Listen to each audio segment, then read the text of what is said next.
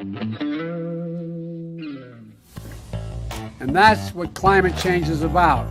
It is literally, not figuratively, a clear and present danger. We are in the beginning of a mass extinction. The ability of CO2 to do the heavy work of creating a climate catastrophe is almost nil at this point.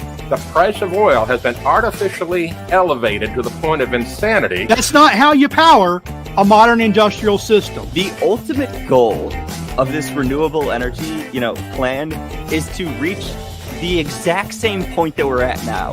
You know who's tried that? Germany. 7 straight days of no wind for Germany.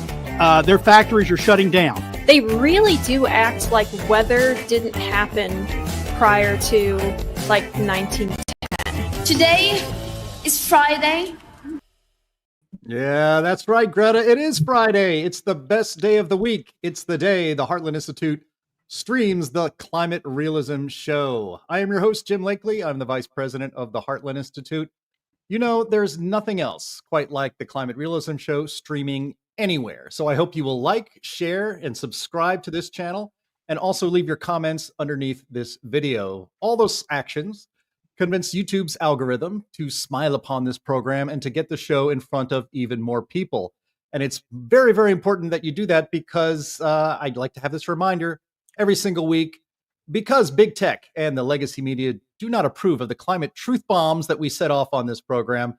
Heartland's YouTube channel has been demonetized, and that's probably going to be permanent, I think. So if you want to support this program, please visit heartland.org/TCRS. That's heartland.org/TCRS, which stands for the Climate Realism Show.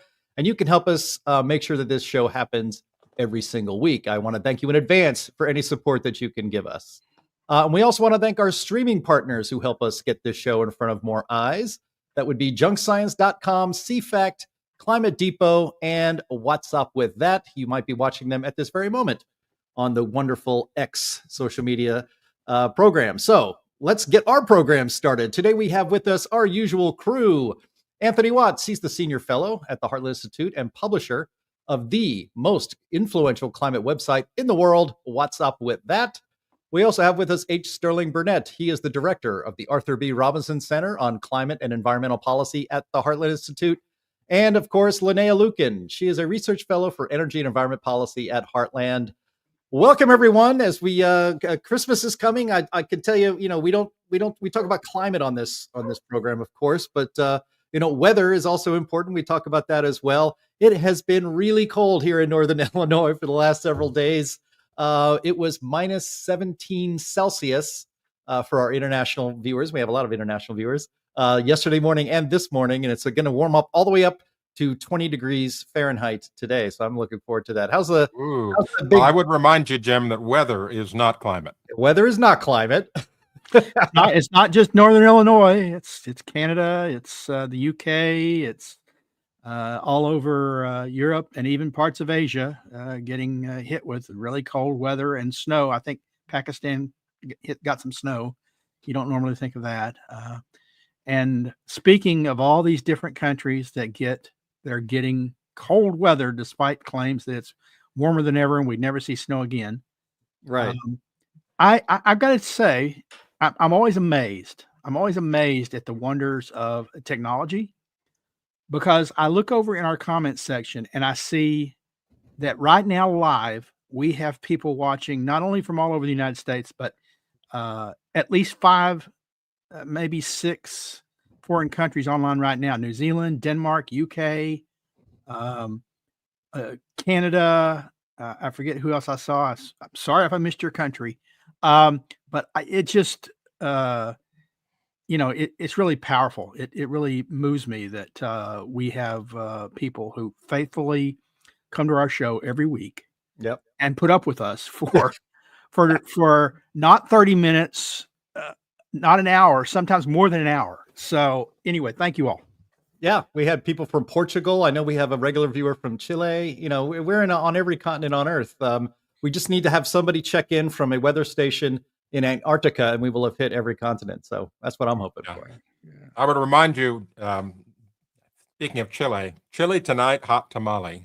It's been one of my favorite weather forecast idioms for a long time. Yeah.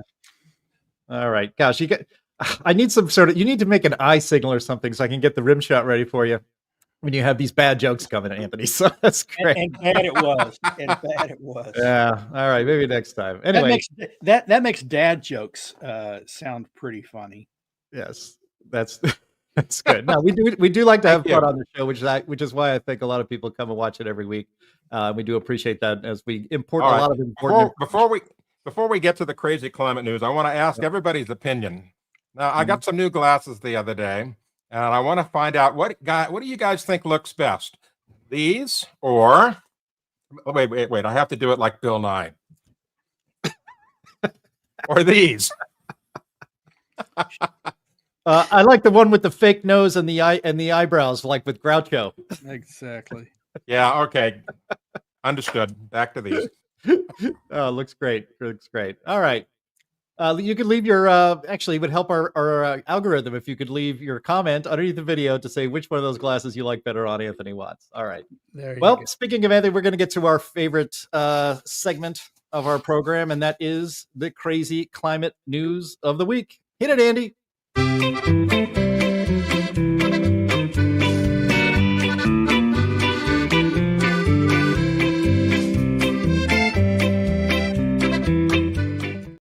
Yes, very dramatic Bill Nye. Very dramatic Bill Nye. Okay. Well, our first item here is something we had come across, or I'd come across on X earlier in the week. Just kind of showing how dumb our legacy media is. It's going to be the video earthquake and climate there, Andy. This is Jake Tapper interviewing somebody who's an expert on earthquakes and wondering, well, I'll let his idiocy speak for itself. Go ahead, Andy. Does climate change play any role in the increasing severity of earthquakes? Well, that's a good question. A lot of people are trying to work on that. Sea level change could have some effect on it, but there's really no evidence that it has much effect at this point. But there's a lot of people digging into that question. It's a really good question. Chris Goldfinger, thank you so much for your expertise. We appreciate it. Turning now to our other breaking news story. Yeah, what I love is the long pause the guy had before answering. It's like, are you serious? The stupid, it burns. Yeah. No, I just, you hear that question and you see two or three things rolled into one question that were just wrong. First off, there's no evidence there's increasing severity of earthquakes. Right. The very first thing he said was, is climate change causing the increase in? No, there's no evidence at all that there's increasing severity of earthquakes. No. So that was just stupid. Yeah. Then the idea of trying to link climate change to it. What was interesting is after the guy, the dumbfounded respondent, tried to make a nice, tried to make him feel good by saying, "Oh yeah, we're looking into that. That's a good question." I was always raised, there are no dumb questions. That proves that there are. Yeah. Well, he was choosing his words very carefully. I could see that he was. He wanted to say, "Are you freaking kidding me?" And then he's like, "All right." Well, that's a good question. But the disturbing part of his response was that he says people are actually looking into this. Right. We are spending government, which means we are spending government funds, taxpayers' money, deficit spending to fund stupid research into where the climate change is causing earthquakes. Yeah. Yeah. Well, Linnea, when we had a good laugh when I shared that clip on Slack to use in the show this week. And you said you've actually heard these arguments before. I mean, maybe Jake Tapper did too, but he was gullible enough to believe them, I guess. Yeah. Well, I mean, that guy was not lying when he said that they have been doing research on it, or at least people have been making computer models showing how it could happen. And it has a lot to do with, like sea level rise and like redistribution of pressure from seawater. It's very stupid because of how slow sea level rises in particular. Right. It's also not clear that water pressure like that actually has an impact on like tectonic plate movement. So but whatever. I won't say that there's no chance that like there might be some like microscopic impact over the next 1,000 years of climate change. But I think that probably plate tectonics will be the main driver of that kind of activity. So there are several. I can think of there's probably at least like 5 research papers that I've shown that I've seen that are postulating how it could happen, but there is no data or evidence that supports that it is happening or that it will happen. Well, somebody could create a model to show how carbon dioxide is causing increased earthquakes. And, from their perspective, a model output is just as good as actual measured data, right? Oh, yeah.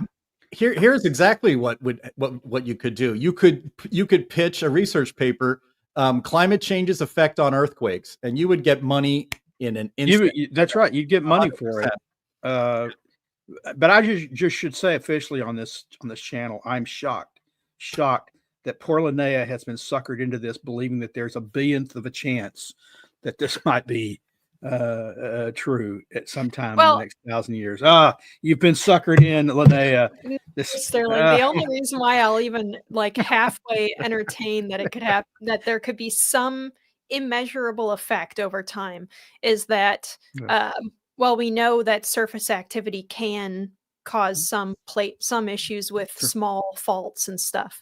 So I wouldn't say, but the time frames that we're talking about are not the kind of thing that is worth bringing up on a Weather Channel news story. Like, well, I don't know if this would have anything to do with earthquakes. There's some evidence that to the extent that ice is melting in Greenland, there's what they call isotonic rebound or something like that, where the earth is rising, and maybe that could, maybe, I don't know. I'm not studying that. I hope we're not spending a lot of money studying that, but no, and that sounds, I mean, at first glance, it sounds plausible. I don't know how the mechanics actually would work with that, but I would say that the whole earthquakes versus global warming linkage is a faulty field of study.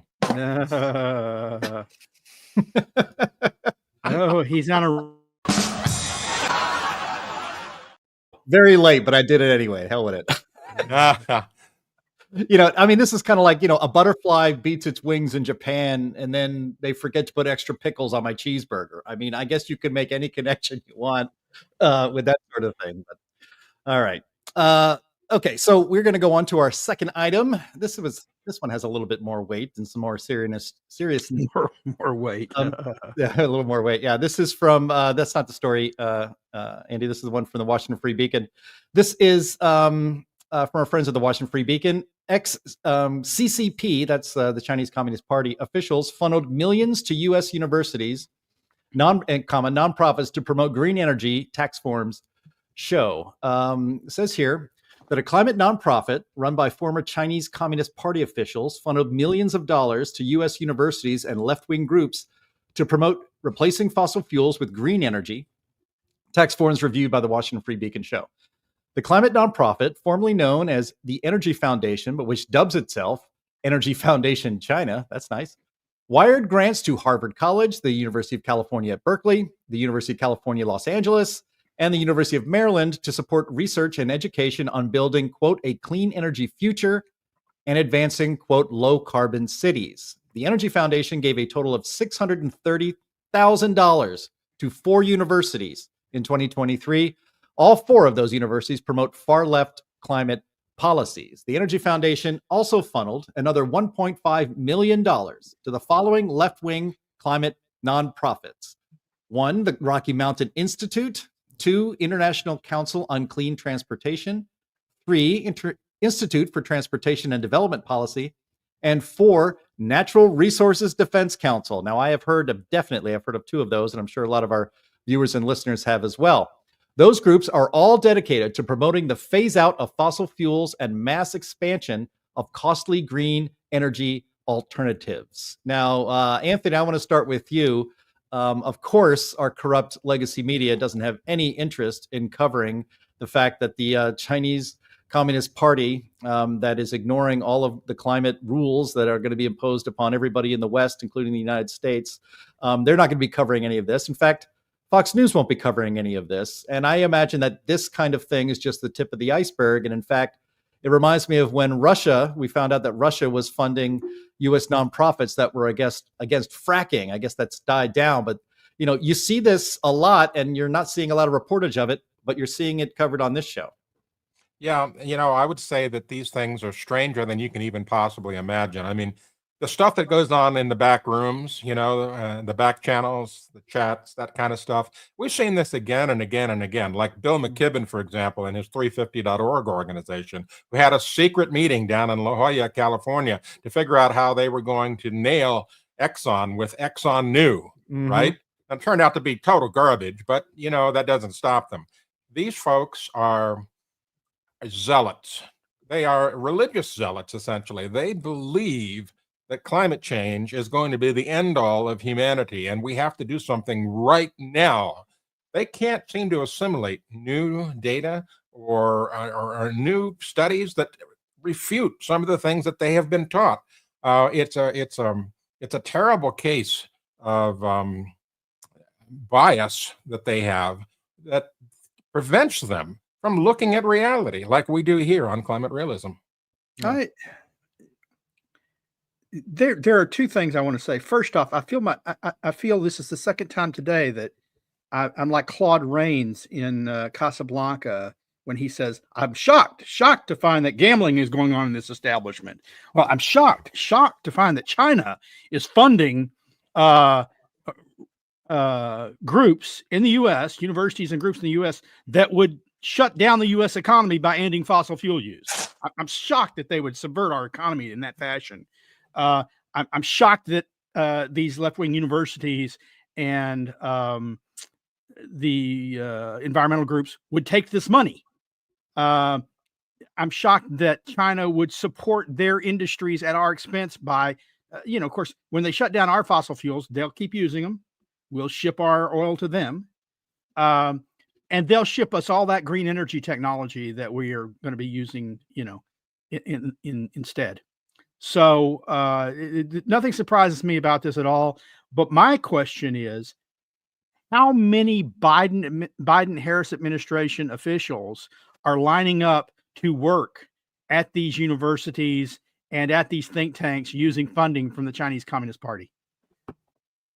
That is a good question. I mean, on last week's show, Linnea, maybe you can jump in here, but the people who were here last week, we covered that guy at the EPA whose job it was to shovel money out the door as fast as possible, especially because the Biden gravy train was going to be ending I guess in 40 or so days. And, he even said on those clips from Project Veritas that once he's done shoveling our money to these nonprofit groups in the United States that are on the left and are leftist nutjob climate activist groups, he hopes to get a job at one of those places one day. So he's using our money to to bribe someone, basically, to give him a job when his make work government job at the EPA is done. And here we have cases. People always say follow the money, Linnea, and so let's follow that money. Why are the Chinese communists giving money to all these left-wing groups, and why, what do you think they want to get out of it? I think we know.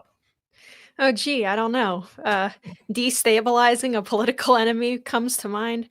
And the fact that, we've got China funding all of our green groups. It is, I think you mentioned this, but I was reading the comment section, so I might have missed it. But, that Russia funded a lot of the anti-fracking activism that was going on in the UK, because they were interested in maintaining, keeping the British reliant on Russian gas, right? So they're doing the same thing, and to think that they're not is crazy. And to think that they don't want us to keep buying their solar panels and their components and their magnets and stuff, because they have control over something like 90 or 80% of all the like industrial magnet resources on the planet, and all of these Aluminium. Yeah, right. And on top of that, China is like, China is like Smog. It's like the dragon in the Lord of the Rings, except instead of hoarding treasure, it's hoarding coal. And he wants to keep buying up all the coal from every country on the planet, right? I think they're like the number one importer of coal. It's astonishing that people refuse to make this connection, because I think that it's so obvious that our friends on the left have to know that that's what's going on, but they're happy to go along with it because they have similar goals. Speaking of coal, I would highly recommend that everyone watching this program look up Dr. Michael Mann's email, or not email address, but physical address at the University of Pennsylvania, and send him a lump of coal for Christmas. Well, it's a good thing we're already demonetized. That's fine. Yeah. Well, it gives us much more latitude now. If we weren't before, we sure would have been now. Sure will be now. Yeah.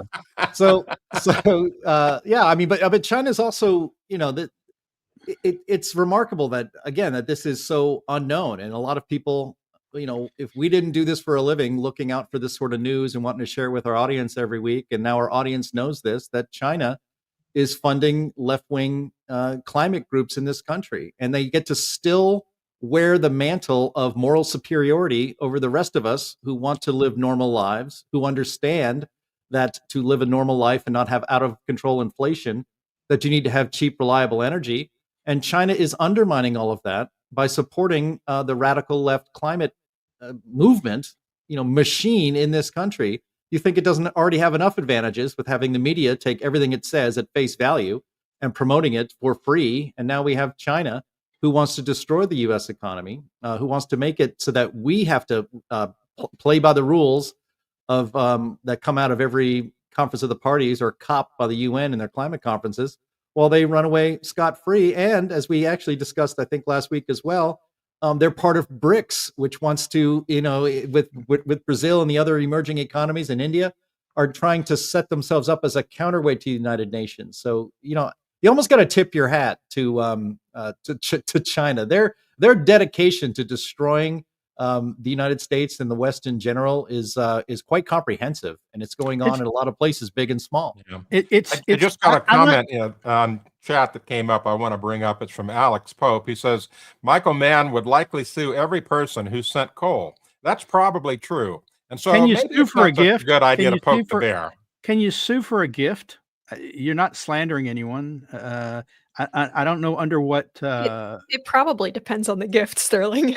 I Probably imagine there does. are a handful of things you could mail to someone that they might be able to. Well, have you're right about that. Yeah. I'm not convinced China is just trying to destroy the West, because they want to sell all their goods to us. They certainly want to sell all their goods to us, but they're trying to become the dominant economic power. It's not just about military; it's about the economy, and they're doing it. They're cutting their own deal with Europe.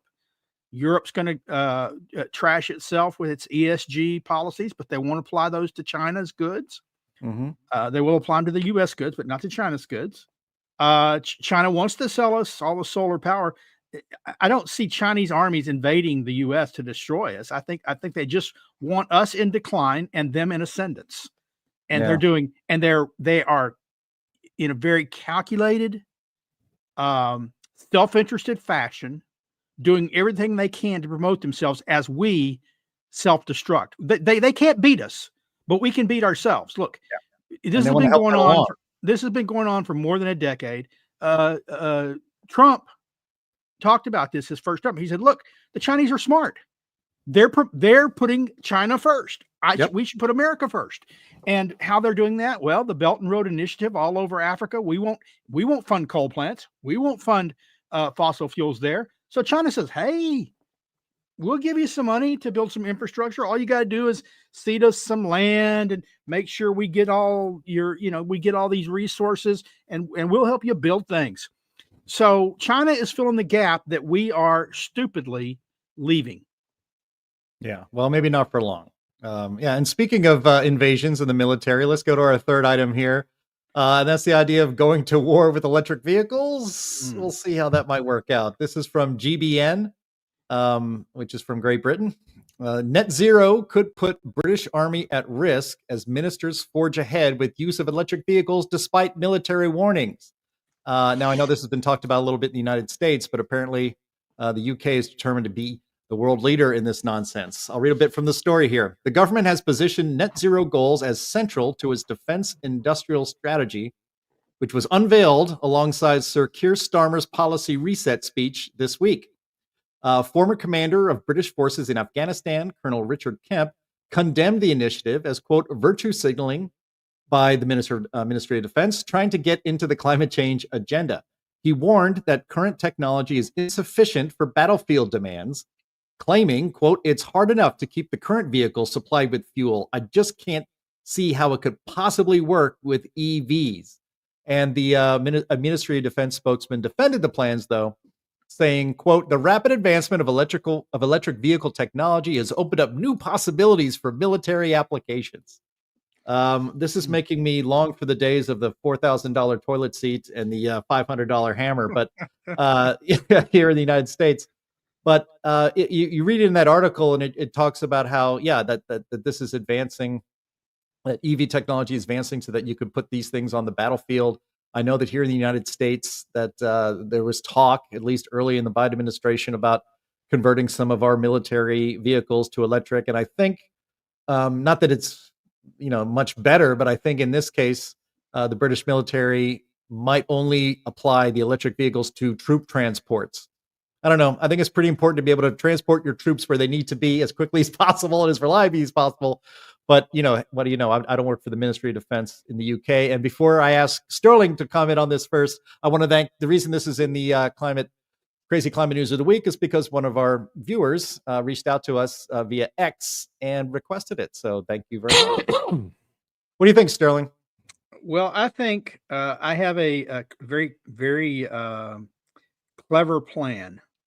So we don't need to send more military aid and munitions to Ukraine, because Great Britain can send all the vehicles they are going to mothball to Ukraine, lend-lease. After Ukraine, after the war's over, Ukraine can pay them back, and they can use that to purchase all the electric vehicles. So it's a win-win for everybody. I'm all in on this, except at the first time the UK gets invaded again, remember, they're not part of the EU anymore. We'll end up coming to their rescue once more. Yeah. Well, Anthony Watts, you're the only person on this panel who has actually owned an electric vehicle. Do you think an electric vehicle is in any way? I want to make sure you understand that's past tense. Past tense. That's right. But you do have experience with an EV. I mean, the practicality of this has to be -0, right? -0. Oh, that's a phrase I've never heard, but it's applicable, I guess, because just think about it. So let's say you get these things all charged up and you got to rush them out into the battlefield. And so maybe the line moves, the line of battle moves further along. And all of a sudden it's beyond the range of this electric transport vehicle. What are you going to do then? Tell the troops to get out and hike the rest of the way, while they're under fire and so forth? And then how are you going to get the damn thing back? There's no charging stations on the battlefield. What? And if you're using electric vehicles, the first thing an enemy will do is strike your power plants, so or your transmission lines, so you can't charge those vehicles. Right. The beauty of fossil fuels, such as gasoline, diesel, that sort of thing, is it's self-contained energy. You don't have to worry about replenishing it per se, like a battery. You can transport that. You can drag a tank of diesel fuel behind your transport to keep you ready to go. You can't really do that with an electric vehicle. I suppose you can lug an extra lithium-ion battery behind it, but then there's another point. We've all seen these videos of lithium-ion batteries and EVs going kaboom. Yep. So do you really want to load up your transport vehicles with explosives? Yeah. The irony is that, like it or not, war advances human technology. All the way from the stirrups that the Mongols used to take over all of Asia, to trebuchets, to airplanes in World War I were first used in war in that time. And here we are, of course, in the 21st century, we are going backwards. We are we are putting worse technology onto the battlefield out of virtue signaling. And if I'm a young British man, I am not joining any military that has this sort of attitude, because they obviously want me dead. They don't want me to live. They're going to put me in an electric vehicle on the battlefield. But next, they'll be trying to put sails back on ships. Oh, wait. They are. They are doing that I'm now. trying so hard to find this hilarious tweet I saw a while back. Solar sails. From, I think it was Lockheed Martin, that was bragging about how one of their ICBMs or something is like the most low emissions ICBM. I'm trying to find it. It might have been fake, but I saw it like a year ago, and we kill you with green. Maybe the funniest laying thing waste to the landscape, but it's low emissions. Yeah, it's the 21st century equivalent of the neutron bomb. We kill everybody, but we leave the buildings behind. Well, we kill everybody, but but Mother Earth is happy. Yeah. It was very, very ironic and funny, and now I can't find it. No, well, keep looking. It'll show by the end of the show. It's pretty good. Well, if you can find it, we'll show it. All right. Well, let's move on to our another fun part of the show is our memes of the week. And we have this one. This actually comes from Chris Martz, our friend, the soon to be with a meteorological degree from a Pennsylvania university, who I saw this on his X feed this week. And if you think this is destroying the planet, being a pasture of cows, and this is saving it, then you're a moron. And the bottom picture, of course, are mountaintops covered in solar panels. Yeah. Actually, I think it's more moot than a moron. Oh my God. Yes. All right. And then our second one is not really funny, but it's something that Anthony did want to bring up this week, him being a meteorologist himself. I don't know why I can't say that out loud, but this is kind of a family photo, a group family photo of all the hurricanes in this season. And well, Anthony, this family photo doesn't have as many members of the family in it as one Michael Mann insisted we'd have. Yeah, he said, 33 named storms this year in the Atlantic, and people that were actually in the know and were not climate zealots said, "Are you out of your mind?" And so he stuck with it. He doubled down on it. And so now he owns it. 18 named storms, not 33, and not a whole lot of damage in the U.S. We did have a couple of storms, but nothing like it could have been. Certainly nothing like 33, Well, I don't know about that. It just goes to show how hyped up they are on, climate pushing disaster. I'm sorry, Linnea, go ahead. Yeah, no, I'm sorry. I was just disagreeing a bit about the amount of damage. I mean, I would say that Appalachia is in a pretty bad state. That's true.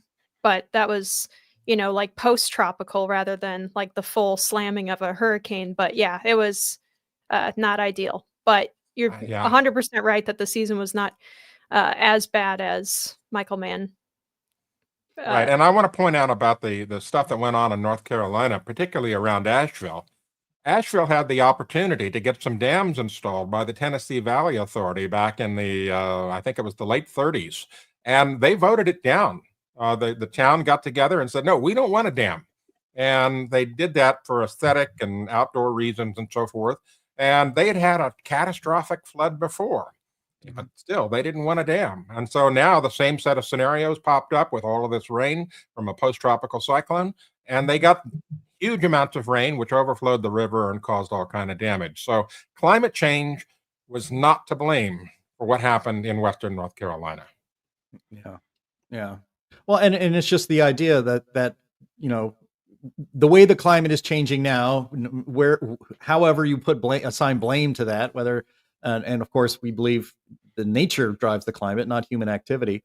But just this constant idea, this constant panic mongering every single hurricane season that it's going to be worse, that every storm that forms in the Gulf is worse than it would have been 10 years ago if we weren't driving our SUVs.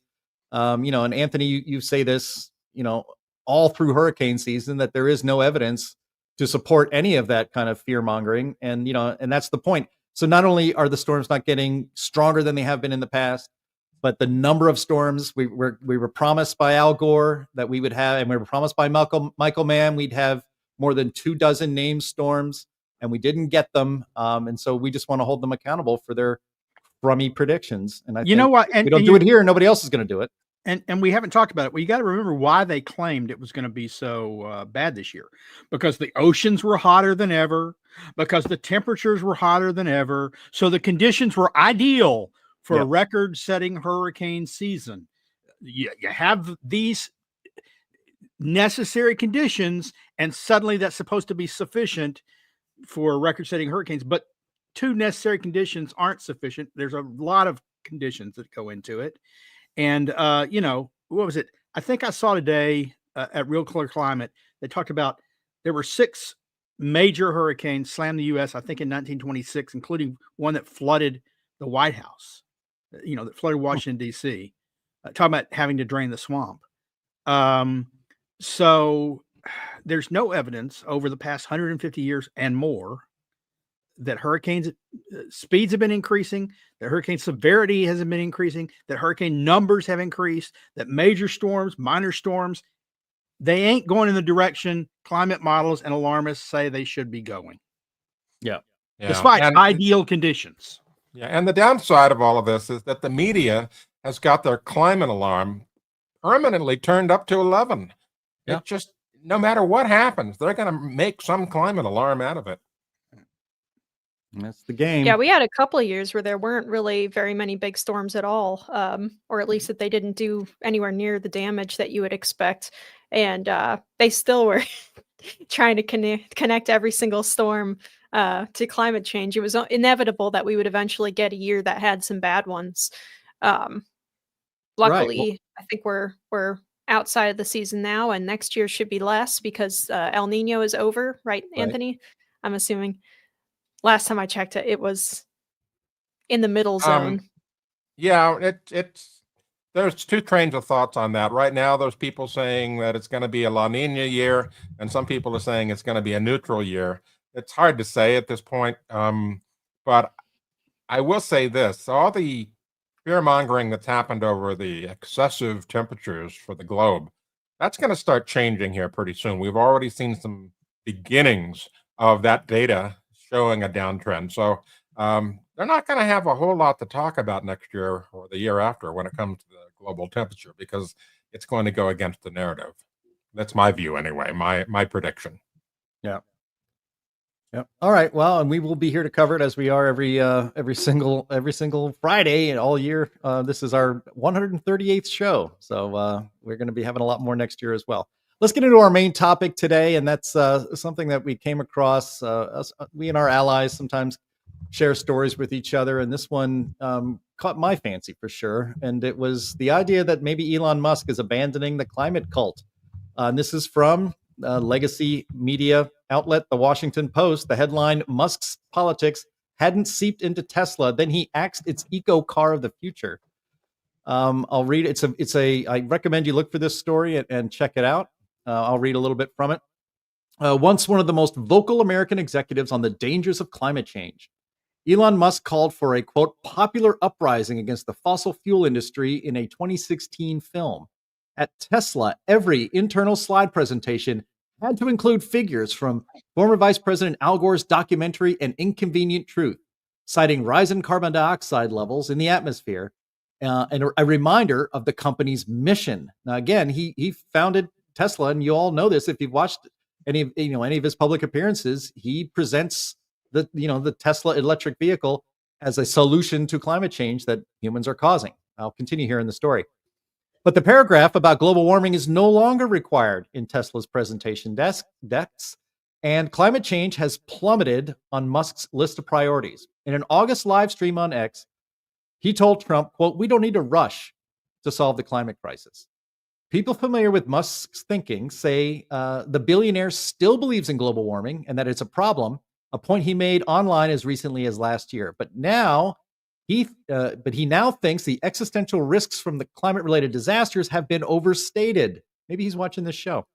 Musk's transformation on climate change has been years in the making, sources said, sparked by a variety of influences, battles with environmental groups, tensions within the Biden administration, and a rightward shift related to the pandemic, which has exposed him to new experts and ideas. Wow. Quote, he used to be a Democrat who believed everything he was told was true about this, said one of the sources. And now he thinks for himself and realizes, yes, climate change is real, but it's not nearly among the top problems right now. Anything the left says was conspiratorial and bullshit, said one of the sources familiar with Musk's thinking. Now, before we kick this over to the panel, that's quite a story. Like I said, I definitely recommend you guys go and read that. We'll put it in the show notes. I'll put a link to it in the description after the program today.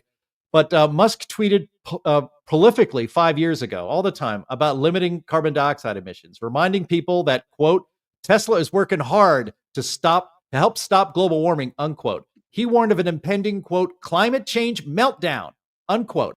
And he has publicly advocated for a carbon dioxide tax. And he also once gave $6 million, did that Elon Musk, to the Sierra Club. And then that group and others on the environmental left tried to stop him from building a Tesla plant in Texas. This is where the reality hits the road, as it were, for the electric vehicles. And so I think this is a really great sign. And I love the way it's described, even in the corrupt legacy Washington Post, that him getting closer to Donald Trump exposed him to people who think differently and also know what they're talking about. And it happened to change his mind on this very topic. Yeah, and I think this is an indication of how powerful the climate skeptic movement is in general. I mean, there are thousands, if not hundreds of thousands, of climate skeptics on X/Twitter, and they're constantly posting content that we put out here. At the Heartland Institute, from What's Up With That. I mean, this stuff gets retweeted. Musk has had to have seen some of this stuff.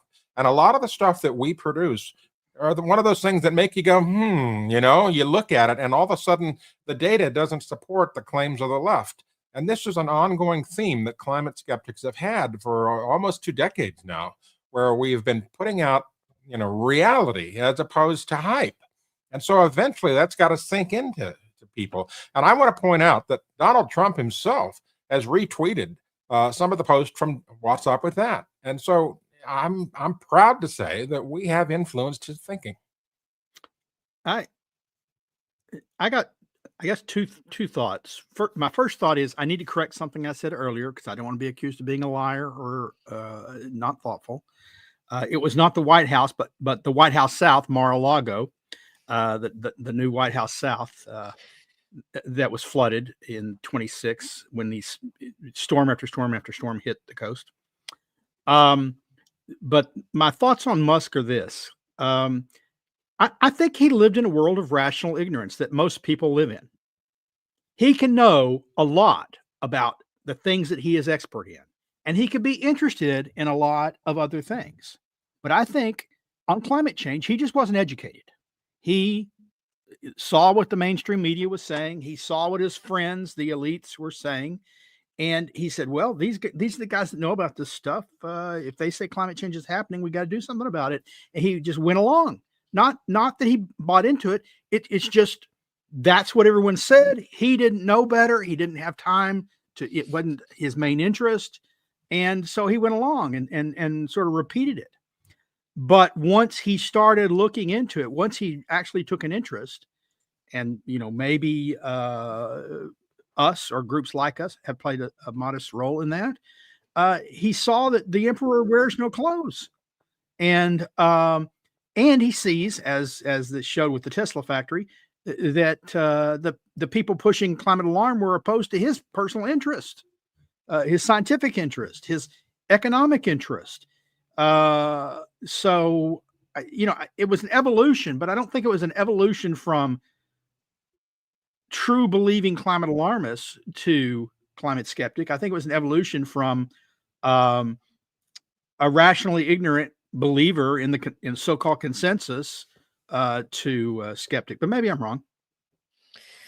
I have a couple of thoughts on this. One, I'm coming around on Musk, but I'm still, I would still probably myself kind of hold him at arm's length, if only because we on the right tend to have a kind of bad habit of very quickly, maybe too quickly, embracing people who come over to our side, and we give them a lot more pull and a lot more like control over our movements than we probably should from a prudential perspective. So I would say there should be some caution there. However, based on the kind of work that he does and the kind of like sense of humor that he has and stuff, which might seem like a minor thing, but I'm not sure that it is a minor thing. He's doing stuff with like SpaceX that he really does not need to be doing. That is a forward-looking, hopeful, like return to greatness kind of, I don't know. It's the kind of thing that the left has been making fun of for decades now, Yep. right? Like they hate that Elon Musk is doing better than NASA at catching a rocket on a pad and being able to, land shuttles and stuff all the time, not having to waste capsules into the ocean and whatnot. They hate that. He doesn't have to be doing it that way. He has a genuine interest in technology, and he has goals. And his goals are he wants to put a flag on Mars. And he wants people to stop being woke and annoying on the platform that he likes. He doesn't ask for much. Yeah. I think it might be easier to get to Mars than to do the second one. Yeah. I think so. He's so pro-tech, right? He wants he believes implants in humans would be helpful for a number of things, which is stuff that I'm skeptical about. No, yeah. But he's really he is tech forward. He really believes in all the great tech. He believes in AI, though I think he warns about AI some. He does. He's very worried about it, actually. But it's going to be integral to his chips in the brains. He wants to not just plant a flag on Mars and leave. We did that on the moon. He wants to set up colonies.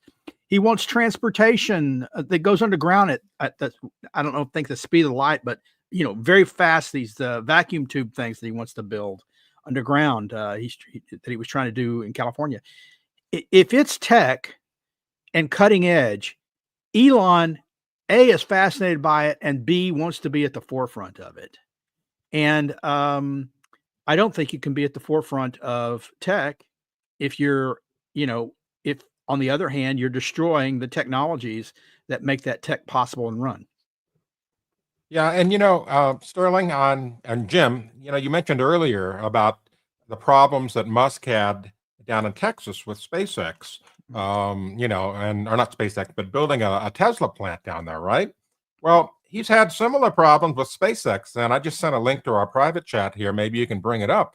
But get this, this is probably one of the things that turned him around.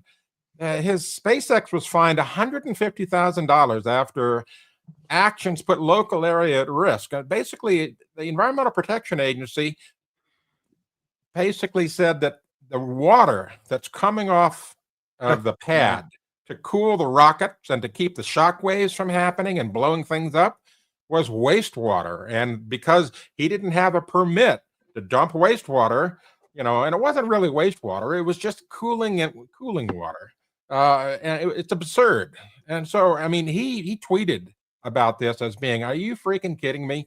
And that's the kind of overreach you get from the EPA that tends to turn people around when they see things that absurd and so just out of place that it makes them to start thinking, maybe this enviro stuff isn't such a great idea after all.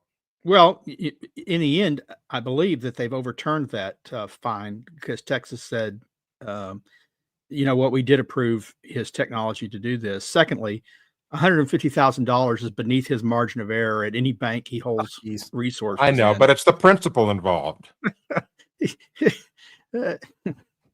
Well, it irritates Elon Musk, and he's spoken about this openly, that the government is getting in the way. The NASA's never going to get to Mars. He can. NASA can't even get our astronauts off the International Space Station after they screw it up using Boeing to get them there in the first place. And so he's constantly frustrated. You kind of get, I think he always had libertarian leanings, But then when you start really advancing in your companies, especially SpaceX, and actually I always think it's really funny how he talked about, he probably won't talk about it as much anymore, but that Tesla is one of the products that's going to help save us from, it's going to reduce CO2 emissions and save the planet.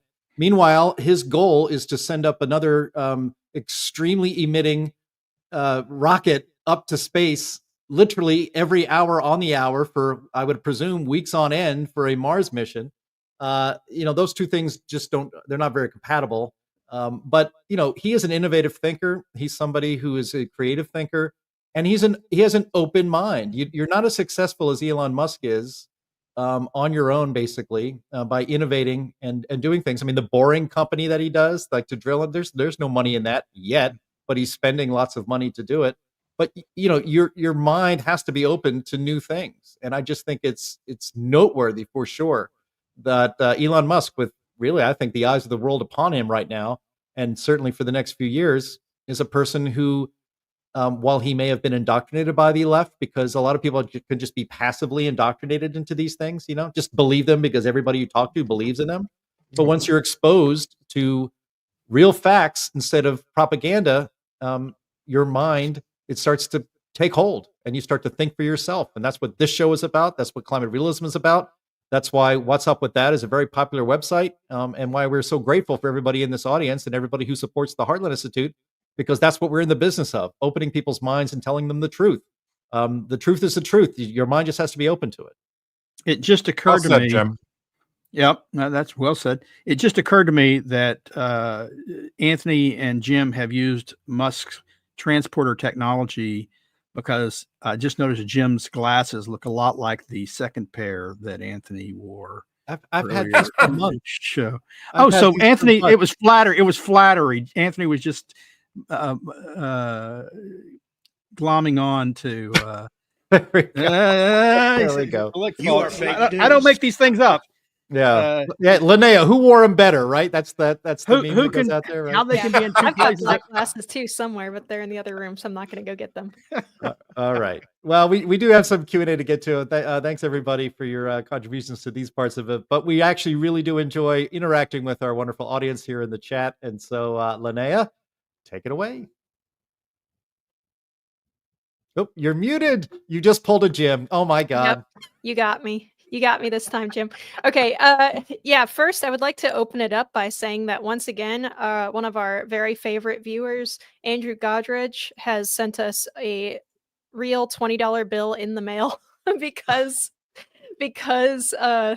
YouTube has blocked our ability to make money off of this channel. So thank you very much. We appreciate that so much, Andrew. It absolutely makes my day every time I see that you sent us a letter. So it's fantastic. I hope the postal worker. snail mail. I hope the postal worker that delivers our mail didn't see you say that, because now he'll be on the lookout for any packages from Andrew Godridge in the future.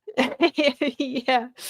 Well, so thank you very much. Now we can get to questions. Let's see. So I'm going to pull this one up right now. I don't know if any of you guys know who this Scott Horton is, but Fighting Zenithian. Part of the reason why we don't often answer questions like this on the live chat is because a lot of times we don't know who you're talking about, and we would rather not accidentally promote or something someone who may or may not be a friend of the show, actually. So, we appreciate your viewership and everything. We'll have to look into that. Libertarian Institute definitely sounds like something that Heartland would talk to, but I am not familiar with them. Is anyone on the panel familiar? Nope. No, and if he focuses on war, it's not really sort of for the most part. Andy, the producer, is familiar. He loves them, so that goes a long way. We'll see. Oh, okay. So Andy knows them, so we'll look into it. But usually we don't address these questions. So just for other viewers, if you want to ask these questions, chat or the comment section underneath the YouTube video or on X is a good way to ask us about this kind of thing. So if we're not answering these questions when you post them in the chat, usually that's why. It's not because we're ignoring you or we don't care what you have to say. It's just that we can never be sure. Okay, let's see. Linnea let's go.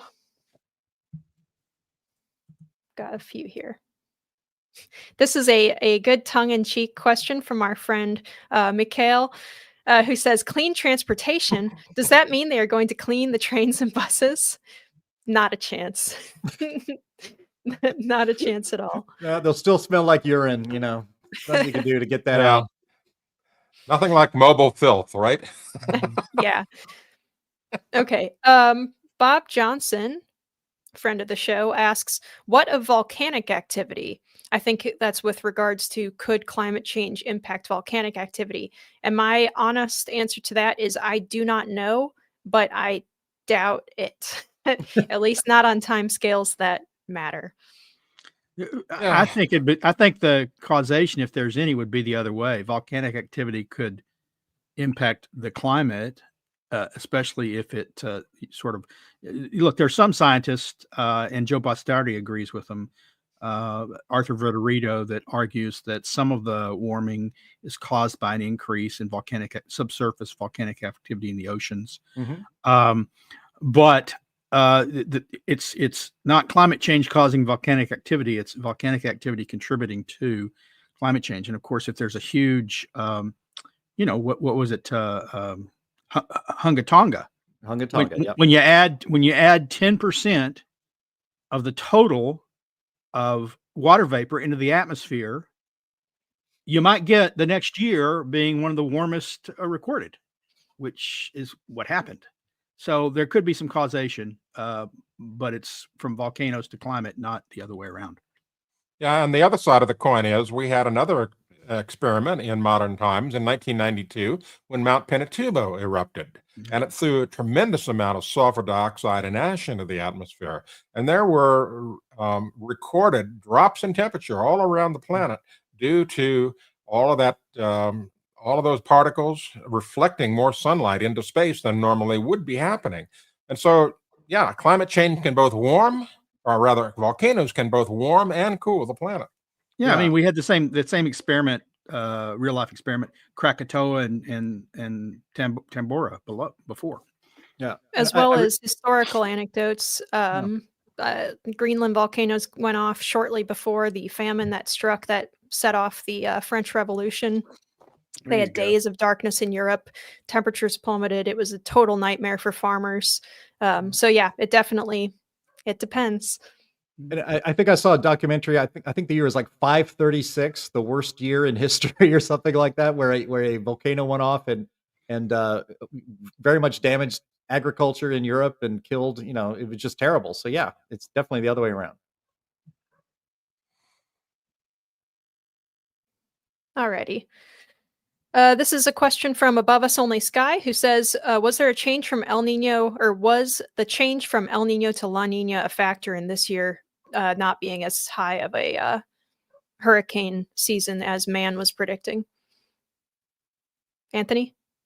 Well, the jury's still out on that one. There was other things going on. There was wind shear and so forth and so on. But I would point out that, man predicting 33 named storms, of course, fell flat, but it also underscores the lack of true understanding that we have of our atmosphere, even on a weather basis, much less climate basis, And so we've got predictions all over the road for hurricane season, and they haven't got that nailed down yet. So it's just, it's almost a crapshoot when they make these forecasts, almost. I agree with Anthony that we just don't know yet. The research isn't in. Yep. But if you want to follow some people who are good forecasters, you should look at friends of our show like Joe Bastardi and Stan Goldenberg, who do really, really good work in the hurricane space, and Ryan Maui, I would recommend. Let's see. This is from Slartibart Fast, who says, was Musk really a climate alarmist, or was he just great at spotting an upcoming trend and profiting from it? It's a bit of a cynical view, and I don't think it's outrageous to suggest something like this. But I don't know Musk as a person, so I wouldn't be able to comment on something like that. Yep, I can't know. None of us, I think, can know Musk's true motives. I would say, though, that history has shown that some of the most successful industrialists and capitalists have followed trends. Yeah. Mhm. Not followed them, have foreseen trends. And Yes, there you go. Yeah. Oh, look at that. Hello from Wyoming. Hello. I'm also a fan of Wyoming. Okay, let's see. Um, Kite Man Music says, "Why did they blow up the Nord Stream pipeline? All they needed to do was turn off the tap. Maybe in the future it could be turned on again if Russia played the game." Well, I think that depends on who you mean by they when it comes to blowing up the Nord Stream pipeline. I think it's pretty clear that it wasn't Russia that did that. Um, uh, in terms of could they just turn off the tap, you need people upstream and downstream. If you mean by they Russia, that Russia could turn off the tap, then yes. But if you mean like Germany could turn off the tap, I don't think it's quite that simple. but Russia and of course Russia would have no interest in turning off the tap. They wanted to No, move as much gas as they could. they're making a lot of money off of it. Yep. And to fund the war effort. Yep. So yeah, but I would suggest that probably it wasn't Russia that would blow up their own pipeline. This is from Energy Colonizer, who says, "What is the panel's take on future Secretary of Energy Chris Wright? What kind of domestic energy expansion can we see with him?" I'm so glad you asked, Energy Colonizer. We just completed a climate realism on this subject, which will go up sometime next week, and or climate realism post, that is. And I'm working on an op-ed about it. He is a fantastic pick. I am like floored that Trump even knew who Chris Wright was to find him, to put him on up for consideration. He is a phenomenal friend of climate realism, not necessarily this show, but climate realism in general. And also, we have people at Heartland who have met him before, including myself, and he's a cool person. I recommend that everyone go to the Liberty Energy website and read their ESG report, which is a lot more of a like anti-ESG report than anything else. It's actually very funny to read if you're familiar with other corporate ESG reports. Yeah, it's great. He doesn't apologize. Liberty Energy is probably one of the only oil companies out there that doesn't run around acting as though their product is killing the planet. Mm-hmm. So it's very refreshing. I think he's going to be great. Yeah, and I found out this week from a reputable source, one of his relatives, that he reads What's Up With That daily. Thank you, Chris. Yeah, I'm liking this pick a lot. I'm very excited about it. What kind of domestic energy expansion could we see with him was the second part to that question. I would just say that he's almost certainly going to be helping to fight some of the overregulation that we've already had. And it's a lot of what we have going on with domestic oil production has to do with our refinery capacity and pipeline capacity, because you can't just keep taking oil and gas out of the ground if you don't have anywhere to put it. So that does kind of have a little bit of a hindering effect on how much domestic production we can do. But I imagine that some of his first recommendations are going to involve removing a lot of the regulatory overburden that exists right now. Sterling, if you have yeah, well, you got to remember, despite the fact that it's called the DOE, a lot of its authority is over. It deals with nuclear a lot, and it deals. But where he can have a big role is in appliance standards, and even to some lesser extent vehicle standards, because the DOE is the one that keeps going in and ratcheting up the appliance standards and taking away our choice in appliances. However, as far as the impact on oil and gas production, most of that is done out of the Bureau of Land Management, the Department of Interior. They control the lands. The DOD doesn't have control over that. So he can affect some things, but whether we get more production from public lands, whether leases go forward as they're required to do by law in a timely fashion, whether the once the leases are sold, whether the proposals to drill are approved, that's really run by another department, not the DOE, like you would think from the title of the department. Right. Let's see here. We have a lot of really good questions today, guys. Thanks. I'm sorry we're going a little bit over, but there's a lot of really good ones. Above Us Only Sky asks, question from the UK about net zero. What actually happens if and when we achieve net zero, and how will we know when we've achieved it? When nothing works anymore. When you're dead. When we're all dead, we'll have achieved net zero. The ultimate goal.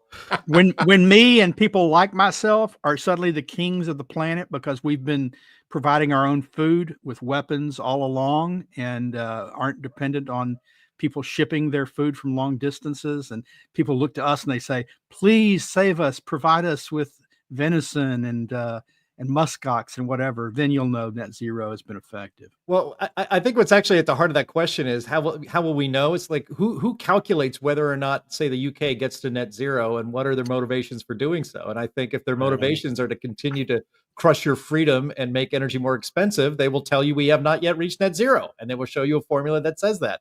If they want to end it all, they will have a formula that says we have reached net zero, we've made it, now let's stay. That's a great point, Jim, because it's a lot of accounting trickery to come up with net zero, especially when you look at the corporate level. They pay that's the reason why all these corporations have huge ESG tied departments and stuff, is so that they can do as much tricky accounting as they can to come up with the idea that their company is either on the path or already is net zero. Yeah.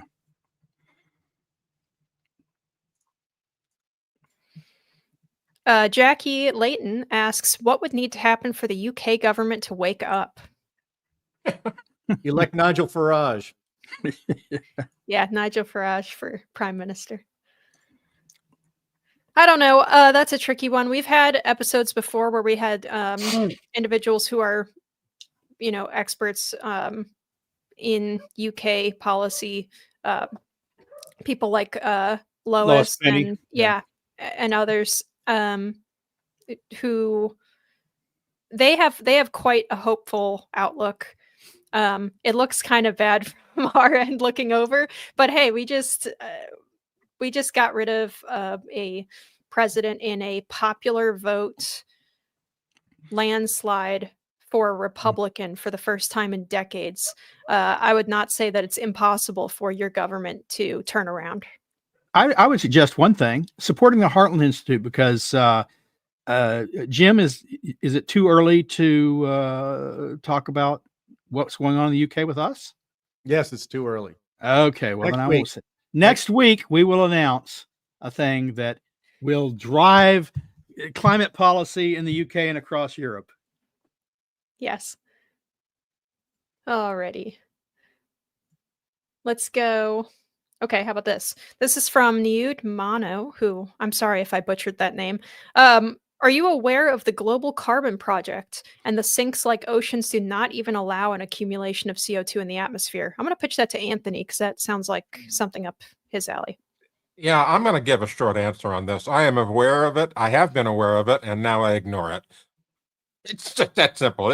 There's nothing of merit there with the Global Carbon Project. It's just another way to try to achieve this bogus net zero thing. And they come up with all these arguments about, this and that and whatever, but there's nothing of merit, nothing of substance there. What is it exactly? What is the, I don't know what the Global Carbon Project is. I haven't heard of it before. The Global Carbon Project. Well, first of all, it's misnamed. Carbon is not the problem. Carbon dioxide is what they claim the problem to be, but they just shorten it to carbon because they're sloppy to begin with. As if there's carbon going into the atmosphere, and that's not necessarily true. The only time I've seen carbon go into the atmosphere is a badly tuned diesel engine. But basically, that whole project is all about coming up with ways to monitor and shame industry, people, politicians, into thinking that what's going on with normal life is a detriment to the planet, and therefore you need to do something about it or you need to stop it. It's just basically a pressure group, that's all. Oh yeah, those are a dime a dozen. Okay. Philarator asks, wasn't there a fairly recent paper indicating that there are many more hot smokers on the ocean floor as previously thought? I'm not familiar with that paper. My initial impression would be that I'm not surprised by that because we really don't have the ocean floor as well mapped as you would think that we do. So it doesn't surprise me at all that we have a lot more deep water, hydrothermal stuff going on. We may know less about our own ocean floors than we know about the moon, for instance. Yeah, I was thinking that same thing. And I don't know that particular paper. I'd be interested who the author was, but like I said, a geologist we've worked with for a few years, Arthur Vitorito, has written a lot about subsurface volcanic activity and when it has ramped up and what its the correlation with rising temperatures has been. Some people dispute Vitorito's claim. They claim that it's due to better monitoring than we had before, and I'm not ready to wade into that. But I'm not familiar with this paper, but I'd be interested in it, actually, if they wanted to send a link. Okay. Now we have a question from Gustavo, who says, do you think the ridiculously small role of CO2 in warming will ever be acknowledged by everyone? In other words, what does it take for all this nonsense to end? It has to start there. Well, I think that it's a follow the money scenario again, just like, Watergate. There's so much money being put into climate change research, climate change grifters, whatever you want to call it, that to stop it is to basically shut off your own food supply. And so the acknowledgement that carbon dioxide isn't really going to be driving the planet's demise is going to be a very tough pill for them to swallow. The only thing that can happen to start pushing this stuff down, I think, is to shut off the money tap. And maybe, just maybe, our change in government after January 20th will start that. And we'll see some of this money drying up. And these people will actually have to get a real life and a real job and do something, positive, as opposed to just trying to tear down society. Thank you. Okay, I can only take 2 more questions here. That's all we have time for. But okay, so I'm going to do this one. There's a couple of typos in this one, so I'm going to read it as best as I can. But this is from Nothing As It Seems, who I have not seen in our comment section before. So thank you so much for coming around and chatting with us. They say, so you think if this administration can clean up the EPA, will they stop allowing the exceptions for California clean air, or net zero goals? So this is one I'd probably pitch to Sterling, I think.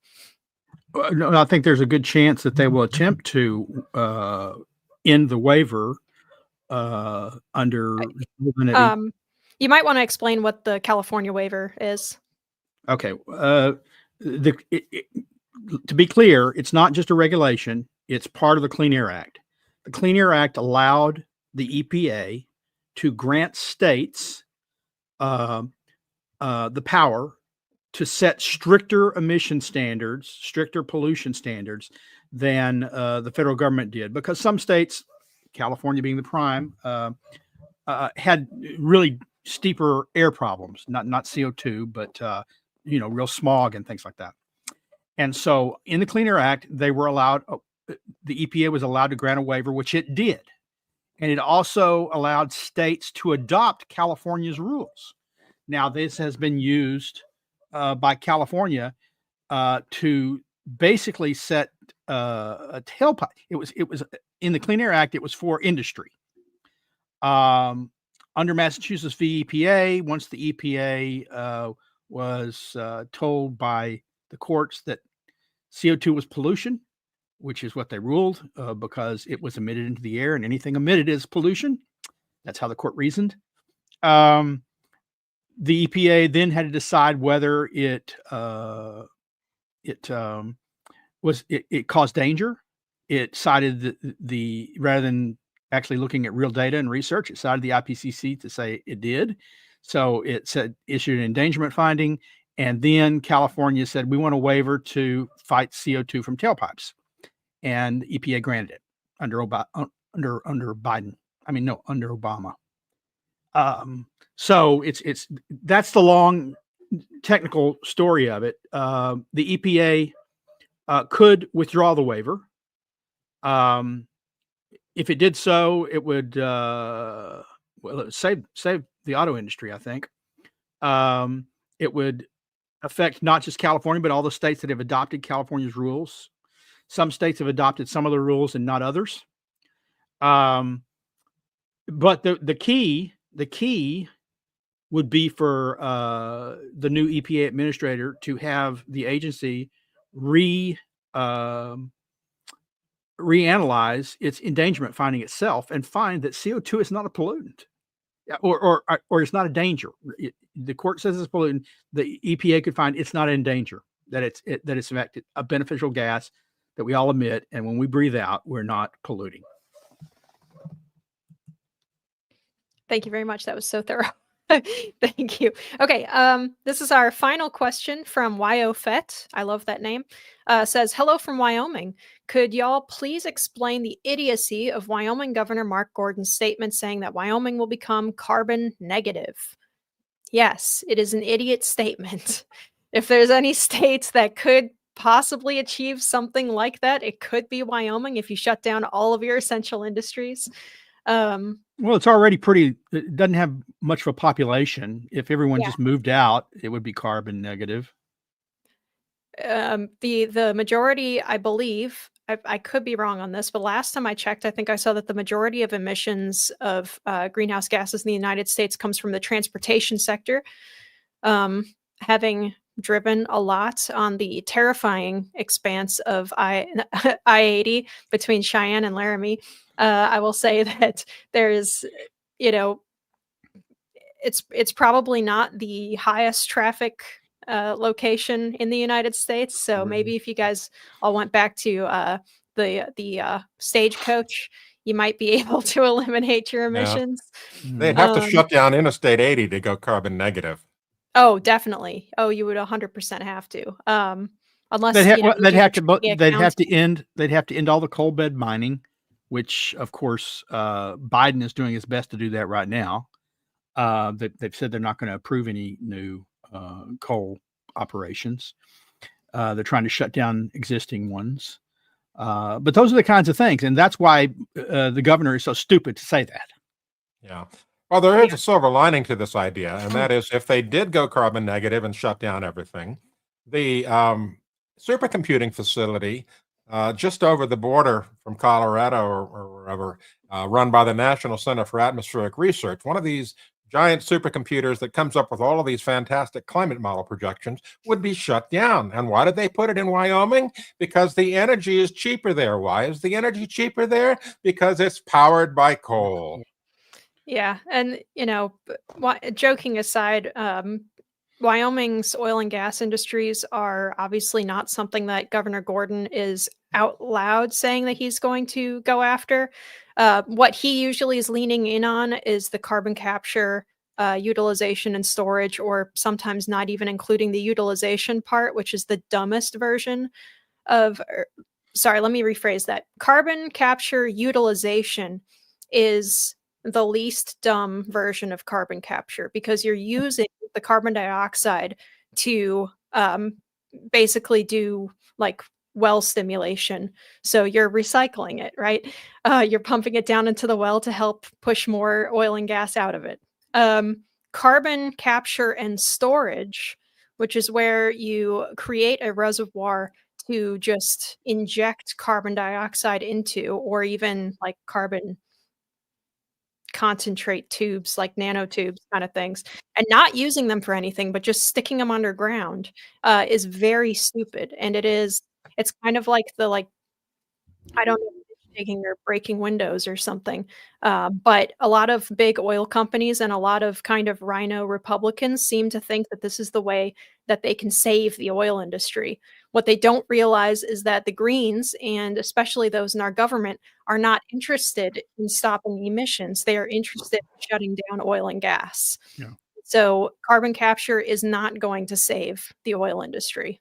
This should make everyone long for the days before Texas became part of the Union, and part of Texas stretched into New Mexico and through and into Wyoming, because we would not have any of this nonsense from our governor. Yeah. Carbon capture is the is them letting you tie your own noose. How nice of them. Instead of tying it yourself. So, all right. Well, thank you everyone here for being on the show. We had, including on X and Rumble and Facebook and YouTube today, we had we're close to 2,300 live viewers tuning in today. So that is fantastic. So I want to thank everybody in our audience who helps spread the word of this show so that we can continue to grow and get even more people watching live. I want to remind you to always visit climaterealism.com. That's one of the websites of the Heartland Institute that we talk about quite a bit on this program. Visit climateataglance.com, where you can get a copy of the Climate at a Glance book and all the information you need to counter climate alarmist BS. Always visit What's Up With That every single day, like apparently our incoming energy secretary does. Go to heartland.org, where you can subscribe to the Climate Change Weekly newsletter, which I know a lot of listeners to this program also get. And I want to wish everyone a very good Friday and a very good weekend. And we will talk to you again next week. Bye-bye.